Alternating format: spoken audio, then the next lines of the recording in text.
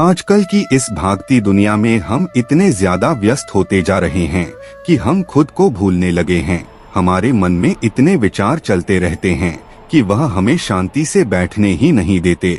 जब कभी थोड़ा सा समय मिलता है हमें शांति से बैठने का, तो हमारे दिमाग में फिर से तमाम विचार आने लगते हैं और फिर हम यह भूल जाते हैं हम शांति पूर्वक बैठे हैं कि नहीं, अर्थात हमारा दिमाग विचारों से इतना ज्यादा भर जाता है कि वह हमें शांति से एक जगह पर बैठने ही नहीं देता। तो आज के इस वीडियो में हम अपने मन के विचारों को साफ करके अपने दिमाग को किस तरीके से शांत रखा जाए, इसी के बारे में बात करने वाले हैं। दोस्तों, एक बार एक गुरु और एक शिष्य एक सुनसान जंगल से गुजर रहे थे। तभी शिष्य अपने गुरु से एक सवाल करता है कि गुरु जी, ऐसा क्यों होता है कि कुछ लोगों के पास कुछ भी नहीं होता लेकिन फिर भी वह सुखी रहते और आनंद में रहते हैं, और कुछ लोग के पास सब कुछ होते हुए भी उदासी उनके चेहरे पर साफ दिखाई देती है। गुरु ने एक मुरझाए हुए फूल की तरफ इशारा करते हुए अपने शिष्य से कहा कि यह सोचने और समझने की बात है। अगर यह फूल यह सोचेगा कि मैं कल मुरझा गया था, या फिर यह सोचेगा कि मैं भविष्य में फिर से मुरझा जाऊंगा, तो यह कभी भी खुलकर पूरी तरीके से खिल नहीं पाएगा। अपने सुंदर स्वरूप में यह कभी भी वापस नहीं आ पाएगा और अपनी इस प्रकृति में कभी भी बिखेर नहीं पाएगा। इसी प्रकार इंसान अपने अतीत की यादों में खोया रहता है या फिर अपने भविष्य की चिंता करता रहता है, भविष्य के दुखों के बारे में सोचता रहता है, या भूत में जो उसके साथ बुरी घटनाएं घटित हुई हैं वह उन्हीं के बारे में सोच सोच करके वह अपने भविष्य के लिए चिंतित होता रहता है। तो ऐसा मनुष्य जीवन में कभी भी सुख अनुभव नहीं कर सकता। यह समझने की बात है कि जीवन हमेशा वर्तमान में होता है। अतीत और भविष्य की कल्पनाएं हमेशा मनुष्य को मृत्यु की तरफ ले जाती हैं। इसलिए यह जरूरी हो जाता है कि जिस प्रकार हम अपने शरीर की देखभाल करते हैं, उसे बीमारियों से दूर रखने के लिए उसके अंदर ऐसी गंदगी भी साफ करते रहते हैं, ठीक उसी प्रकार समय समय पर हमें अपने मन और मस्तिष्क की भी गंदगी को साफ करते रहना चाहिए, उसकी धुलाई करते रहना चाहिए। इससे आपकी बुद्धि की क्षमता तो तेज होगी ही होगी, साथ ही साथ आप हमेशा आनंद में रहने का रहस्य भी जान पाएंगे। शिष्य ने सवाल किया कि गुरुदेव, इससे पहले कि हम मन और मस्तिष्क पर चर्चा शुरू करें, इससे पहले मैं यह जानना चाहता हूँ कि जिन लोगों के पास सब कुछ होता है वह दुखी क्यों रहते हैं, और जिन लोगों के पास कुछ भी नहीं होता है वे अक्सर आनंद में क्यों होते हैं? यह रहस्य क्या है? इसके पीछे का कारण क्या हो सकता है? गुरु ने उत्तर दिया कि कुछ लोग जीवन में जब सब कुछ हासिल कर लेते हैं और सब कुछ हासिल कर लेने के बाद उन्हें सब चीजों की महत्व का पता चल जाता है। ऐसे लोगों को अक्सर यह एहसास जकड़ लेता है कि मैंने जीवन में कुछ भी पाया, जो कुछ भी किया उससे भले ही मैंने सुख सुविधाएं हासिल कर ली हो, लेकिन मन की शांति अभी भी बहुत दूर है और अधूरी भी है, उस तक मैं पहुंच नहीं पाता। सब कुछ पाकर भी मैं अपने मन को जान नहीं पाया। और जब इंसान को ऐसा लगता है तो उसे महसूस होता है कि जो कुछ भी उसने कमाया है वह कोरियों का भाव था। उसने अपना जीवन बेकार की चीजों में यूं ही व्यर्थ कर दिया। और वहीं पर जिस इंसान के पास जीवन में कुछ भी नहीं होता है, उसके पास एक उम्मीद होती है, सब कुछ पाने की लालसा रखता है, और वही लालसा, वही इच्छा उसको जीवन में खुश रखती है, आगे बढ़ती है और ऊर्जा से वह हमेशा भरा रहता है। गुरु ने अपने हाथ से एक सूखे पेड़ की तरफ इशारा करते हुए कहा कि शिष्य, कभी तो यह पेड़ भी हरा भरा रहा होगा, फलों से लदा हुआ रहा होगा, अनेक प्रकार के पक्षी और जानवर इस पर आराम करते होंगे, इसके फलों को खाते होंगे। इस समय इस पेड़ को भी यह पता नहीं होगा कि एक दिन यह सूख जाएगा और उसकी हालत इतनी बदतर हो जाएगी कि यह किसी को छांव तक नहीं दे पाए, उसके ऊपर पत्ते तक नहीं रह जाएंगे। उसी प्रकार मनुष्य अपने जीवन की दौड़ में यह भूल जाता है कि जिस दौर में वह सबसे आगे निकलने की कोशिश कर रहा है उसका अंतिम चरण तो मृत्यु ही है। काश वह कभी इस दौर से अलग हटकर यह देख पाए कि इसका अंतिम चरण उसे कहां तक पहुंच जाएगा। जिस दौर को वह सबसे आगे निकलकर जीतने के ख्वाब देख रहा है उसका वास्तव में अंतिम चरण मृत्यु ही है। काश वह कभी जीवन में भी हो जाता है कि उन घटनाओं को हम किसी भी तरह अपने मन की द्वार में ठहरा कर यह देख पाए कि उसका चरण क्या है और उसका परिणाम क्या होने वाला है। वह तो बहुत कुछ इकट्ठा करने में लगा हुआ है, एक दिन वह सब यहीं का यहीं रह जाएगा। इकट्ठा करते करते एक दिन उसका शरीर मृत्यु को प्राप्त हो जाएगा और फिर उसका शरीर आग में जलकर राख हो जाएगा। लेकिन उसके द्वारा बनाई हुई चीज सब यहीं की यहीं पड़ी रह जाएगी। लेकिन इंसान चीजों को इकट्ठा करते करते वह अपने सब सुख चैन खुशी सब कुछ खो देता है। ऐसा भी हो सकता है कि वह ऐसे कार्यों की तरफ आगे बढ़ सकता है जो उसके जीवन में आनंद पैदा करता हो, जो उसके जीवन को एक नई दिशा दे। गुरु ने कहा कि एक योगी ही होता है जो जीवन की दौर में ठहर जाता है, जो यह समझ लेता है कि जीवन का अंतिम चरण तो मृत्यु ही है। इसलिए वह जीवन में सुख सुविधाएं हासिल करने की बजाय खुद के मन और मस्तिष्क को एक नए आनंद की तरफ ले जाने का प्रयास शुरू कर देता है। शिष्य ने सवाल किया कि गुरुदेव, क्या एक गृहस्थ जीवन में जीने वाला मनुष्य उस आनंद की प्राप्ति नहीं कर सकता, और अगर कर सकता है तो किस प्रकार शुरुआत उसे करनी चाहिए? गुरु ने कहा कि बिल्कुल कर सकता है। गुरु ने उत्तेजित होकर उत्तर दिया कि अगर सभी मनुष्य उस आनंद की प्राप्ति के लिए योगी बनने का निश्चय कर ले तो इससे तो प्रकृति का चलन ही रुक जाएगा, उसकी जो व्यवस्था है वह बिगड़ने लगेगी। एक सच्चा योगी अपने जीवन में खोज करता है और खोज करने के बाद वह गृहस्थ जीवन में किस प्रकार आनंद को प्राप्त किया जा सकता है वह तरीके सभी को बताता है, ताकि मनुष्य अपने गृहस्थ जीवन का पालन करते हुए उस आनंद की प्राप्ति भी कर सके। गुरु ने उस युवक को संबोधित करते हुए उत्तर दिया कि मैंने अपने जीवन में जो खोज की है उसके अनुसार मनुष्य को समय समय पर अपने मन और मस्तिष्क की सफाई करते रहना चाहिए। मनुष्य अपने शरीर पर तो ध्यान दे देता है, लेकिन अपने मन और मस्तिष्क को वह भूल जाता है, उस पर कभी ध्यान ही नहीं देता, और उसी वजह से मन और मस्तिष्क उसके बूढ़े होते चले जाते हैं। उसमें जवानी रह ही नहीं जाती, और जब उनमें जवानी नहीं रह जाती तो वह नयापन और ताजगी नहीं रह जाती, जिसकी वजह से एक इंसान उदासी से भर जाता है। मन और मस्तिष्क की गंदगी क्या होती है, पहले मैं तुम्हें यह बताता हूँ। हर मनुष्य के जीवन में कुछ ऐसी घटनाएं घटती हैं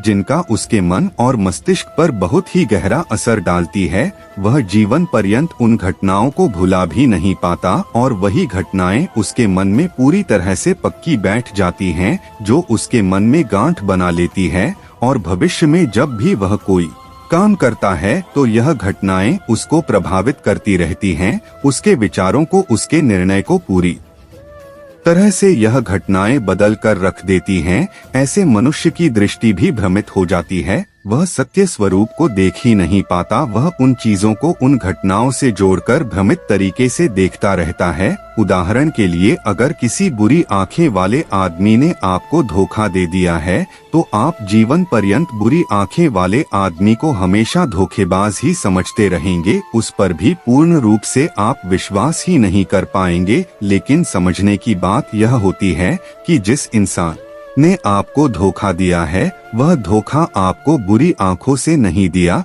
वह इंसान के स्वभाव से मिला है। लेकिन उस इंसान के स्वभाव से हमारे दिमाग में उसका एक चित्र छप गया, उसकी एक छवि बन गई, और वह छवि दूसरे आदमी से जब हम संपर्क करते हैं तो बीच में एक दीवार की तरह खड़ी हो जाती है, और इसी वजह से दो लोगों के बीच गहरे संबंध स्थापित नहीं हो पाते। तो मनुष्य के लिए सबसे जरूरी यही होता है कि वह अपने आप को अतीत की घटनाओं से मुक्त रखे, उन घटनाओं से प्रभावित होकर वह दिमाग में किसी तरह की छवि ना बनाए। कुछ लोग इस बात पर यह सवाल खड़ा कर सकते हैं कि फिर जीवन के अनुभव किस काम में आएंगे, लेकिन समझने की बात तो यह होती है कि हम जीवन के अनुभवों को भी भ्रमित तरीके से जान लेते हैं, सही तरीके से उनसे सीख ही नहीं पाते। शिष्य अपने गुरु की बातों में इतना खो गया कि उसे चलते चलते जंगल के रास्ते में पड़े हुए कांटे दिखाई नहीं दिए और अचानक उसके पैर में कांटा चुभ गया। गुरु ने उसका कांटा बाहर निकालते हुए उससे पूछा, यह कांटा तुम्हारे पैर में क्यों लगा? इसके लिए तुम किसे जिम्मेदार मानते हो? गुरु ने कहा कि तुम मुझे भी जिम्मेदार मान सकते हो,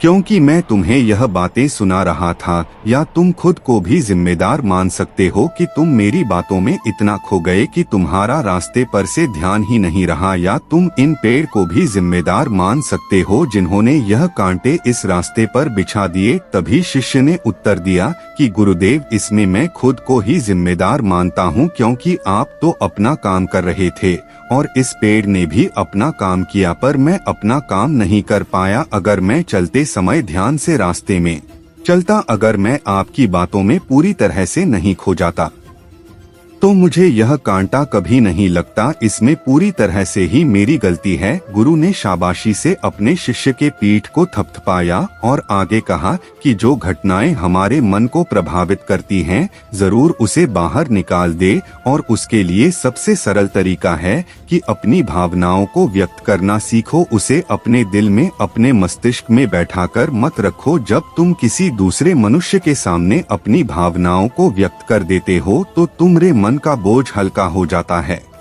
कुछ लोगों का स्वभाव ऐसा होता है कि वह अपने मन की बात किसी को नहीं बताते। ऐसे लोग अक्सर अंदर ही अंदर दुखी होते रहते हैं, लेकिन वह अपने मन की बात किसी दूसरे आदमी को कभी नहीं बताते। उसके कुछ उल्टे ऐसे लोग भी होते हैं जो अपने मन में किसी भी बात को रख नहीं पाते। उनके साथ कुछ भी अच्छा या बुरा होता है, वह अपने मन की बात, अपने भावनाओं की बात दूसरों के सामने व्यक्त कर देते हैं। और तुमने खुद महसूस किया होगा कि जो लोग अपने मन की भावनाओं को व्यक्त कर देते हैं, वह जीवन में ज्यादा आनंदित रहते हैं। कभी भी प्राकृतिक रूप से आए हुए भावनाओं को नहीं रोकना चाहिए। यह हमें किसी भी भावना को दबाना नहीं चाहिए। अगर हम किसी भी भावना को रोकने की कोशिश करते हैं तो वे हमें अंदर ही अंदर खाने लग जाती है। गुरु ने आगे कहा कि शिष्य, अगर तुम्हारा मन किसी बुरी घटना पर रोने को हो रहा है तो चीख चीख कर रो लो, अपने आप को रोको मत, उस भावना को पूरी तरह से बाहर आने दो। अगर किसी दूसरी घटना पर तुम्हारा मन खुश होने का, आनंदित होने का हो रहा है तो पूरी तरह से नाचो झूमो, जिससे कि तुम उस भावना को बाहर निकाल सको। और जब वे भावनाएं अपनी पूरी गति के साथ बाहर आ जाती हैं तो तुम्हारा मन उन घटनाओं को पीछे छोड़ देता है, अर्थात तुम्हारा मन धीरे धीरे हल्का होने लगता है। गुरु ने शिष्य को समझाते हुए बताया कि जिस प्रकार तेज रफ्तार से चलता हुआ पानी अपने वेग से आने वाली सभी बाधाओं को तड़ देता है, और अगर हम अपनी भावनाओं को बहने दिए तो वह उन सभी बाधाओं को तड़ देगा और उस बात को तोड़ने के बाद उसका कचरा उसके मन से निकाल जाएगा और उसका दूषित मन भी साफ हो जाएगा, उसके अंदर की गंदगी भी दूर हो जाएगी। अक्सर मनुष्य अपने मन में किसी घटना को दबाकर इसलिए रखता है कि वह सता है कि अगर सामने वाले को इस घटना के बारे में पता चल जाएगा तो वह क्या सोचेगा। इसी विचार से वह अंदर ही अंदर खुद दुखी होता रहता है और अपनी भावनाओं को दबाता रहता है, लेकिन सामने वाले को वह कुछ भी नहीं बताता। लेकिन अगर वह हिम्मत करके शुरुआत कर सकता है, अपने अंदर की बात अपने किसी करीबी मित्र को बता दे तो उसका पूरा जीवन परिवर्तित हो सकता है, उसका जीवन सुखमय बन सकता है। एक बार अगर उसके दिमाग में यह आदत बन गई तो जीवन भर अपनी भावनाओं को दूसरों के सामने व्यक्त करने से कभी नहीं हिचकचाएगा। हम अपने जीवन में इस आदत को 21 दिनों में पैदा कर सकते हैं। 21 दिनों तक अगर सही तरीके से हम अभ्यास करें तो हमारा दिमाग पूरी तरह से भावनाओं से मुक्त हो सकता है। यह 21 दिनों का अभ्यास इस प्रकार है। 21 दिनों तक सबसे पहली बात जो आपको याद रखनी है कि अपने मन में किसी भी बात को दबाकर नहीं रखना। अगर हम किसी मनुष्य के बारे में अच्छा सोचते हैं तो हम उसे कहे, अगर बुरा भी सोचते हैं तो भी उसे व्यक्त करें। परिणाम भूल जाएं कि परिणाम क्या होंगे, सिर्फ अपने दिमाग की धुलाई करने पर विश्वास रखें। इससे आपके दिमाग में एक अद्भुत साहस पैदा होगा। गुरु ने आगे कहा कि शिष्य, जब आप किसी मनुष्य के बारे में वह सब बता पाएंगे जो आप उसके बारे में सोचते हैं, तो आप खुद सोचिए कि आपका खुद के पर कितना विश्वास बढ़ जाएगा। आपके मन के सारे दोष खत्म हो जाएंगे। हो सकता है कि इसमें आपको चुनौतियों का सामना करना पड़े, लेकिन जहां चुनौतियां नहीं होती हैं, वहीं कुछ अभ्यास भी नहीं होता है। अभ्यास हमेशा चुनौतियों से भरा होना चाहिए। इससे आप सत्य वचन बोलने का अभ्यास भी कर पाएंगे। अक्सर हम दूसरों को प्रभावित करने के लिए वह सब बोलते रहते हैं जो उन्हें अच्छा लगता हो, लेकिन वह नहीं बोलते जो हम उनके बारे में सचमुच सोचते हैं, और यही हमारी सबसे बड़ी भूल हो जाती है, जिससे हमारा पूरा अस्तित्व झूठा बनकर रह जाता है। और अपनी भावनाओं को व्यक्त करते समय यह भी जरूर ध्यान रखें कि आपके अंदर जो भावनाएं उस इंसान के प्रति उठ रही हैं, उसके पीछे का मूलभूत कारण क्या है। उदाहरण के लिए, जब एक नौकर अपने मालिक के लिए कोई काम करता है और वह काम अच्छे से नहीं कर पाता है, तो मालिक उसे डांट फटकार देता है, जिससे उसके अंदर उसके प्रति क्रोध की भावनाएं उठने लगती हैं। लेकिन समझने की बात यह होती है कि मालिक तो आपको कहेगा ही, वह तो डांटे ही अगर आप अच्छे से काम नहीं करेंगे। अगर आप काम अच्छे से कर रहे हैं और फिर भी आपका मालिक आपके साथ उचित व्यवहार नहीं कर रहा है, तो आप खुलकर अपने मालिक को अपनी भावनाएं व्यक्त कर सकते हैं, बिना यह सोचे कि इसका परिणाम क्या होगा। अगर आप इस भावना को उठाएंगे नहीं, तो आप अपनी नजरों में खुद ही नीचे गिरने लग जाएंगे। आपका आत्मविश्वास बिल्कुल खत्म हो जाएगा। दूसरा अभ्यास जो तुम्हें 21 दिनों तक करना है, वह यह है कि जो भी घटनाएं तुम्हारे साथ घटित होती हैं, कम से कम आपके जीवन में एक ऐसा इंसान होना चाहिए जिसके सामने तुम अपने दिल की बात रख सकते हो। चाहे अच्छी बात हो, चाहे बुरी बात हो, वह सब बातें तुम बिना कुछ सोचे विचारे, बिना कोई डर की वह इंसान तुम्हारे बारे में क्या सोच, तुम उस इंसान को अपनी सारी बातें बता सको और वह इंसान तुम्हारी सारी बातें सुनने के बाद तुम्हारे लिए कोई छवि पैदा ना करे। ऐसे इंसान अपने जीवन में खोजो और उनके सामने अपनी सारी भावनाएं व्यक्त करने की कोशिश करो। दिन में जो कुछ भी घटित होता है, अच्छा लगता है या बुरा होता है, किसी के प्रति आकर्षण होता है, उसको एक दोस्त की तरह बताने का प्रयास करें। इससे यह पता चल जाएगा कि तुम्हारा मन घटनाओं के प्रति किस प्रकार की भावनाएं पैदा करता है। तुम अपने मन की बातें कह दो ताकि तुम्हारे अंदर की भावनाएं, तुम्हारे अंदर में जो विचार उत्पन्न हो रहे हैं, वह पूरी तरह खाली हो जाए। तीसरा अभ्यास जो तुम्हारे मन को खाली रखेगा, वह है योग्य निद्रा का अभ्यास। देखते ही देखते यह चर्चा खत्म करते हुए गुरु और शिष्य उस जंगल को पार करके अपने आश्रम में पहुंच चुके थे। तो दोस्तों, उम्मीद है इस वीडियो से आपको काफी कुछ सीखने को मिला होगा। तो वीडियो को लाइक और चैनल को सब्सक्राइब कर बेल आइकन दबा ले और साथ ही कमेंट में नमो बुद्धाय जरूर लिखिए। धन्यवाद।